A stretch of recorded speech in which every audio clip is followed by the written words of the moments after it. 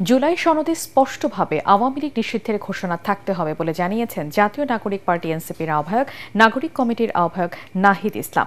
রাজধানীতে এনসিপির বিক্ষোভ সমাবেশে তিনি অবিলম্বে আওয়ামী লীগের নিবন্ধন বাতিল করারও দাবি জানান। নাহিদ ইসলাম বলেন, মুজিববাদী সংবিধানের মাধ্যমে আওয়ামী লীগ দেশের জনগণকে ন্যায্য অধিকার থেকে বঞ্চিত করেছে।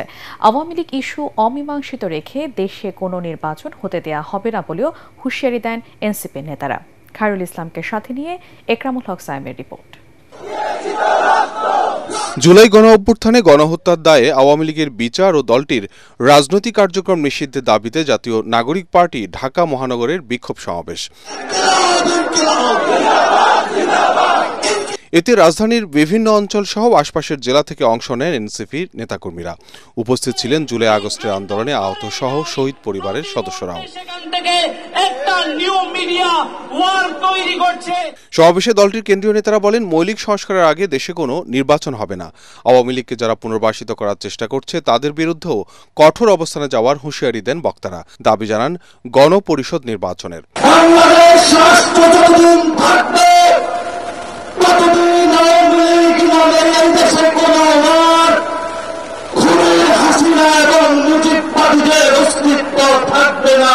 এনসিপির আহ্বায়ক নাহিদ ইসলাম বলেন, আওয়ামী লীগ দেশের জনগণকে ন্যায্য অধিকার থেকে বঞ্চিত করেছে। বিগত 16 বছরে ফ্যাসিবাদ কায়েম করেছে দলটি।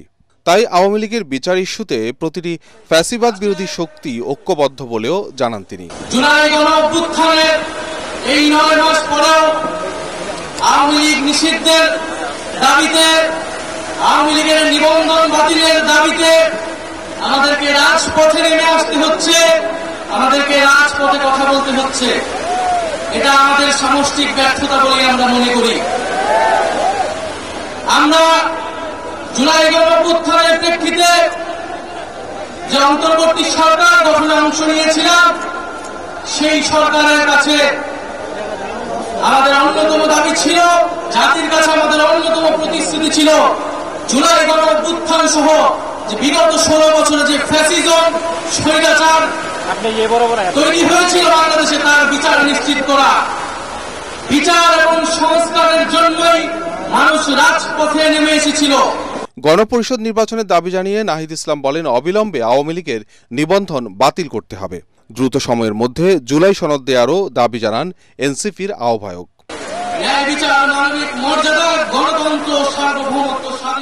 একরামুল হক সায়েম, এটিএন বাংলা, ঢাকা।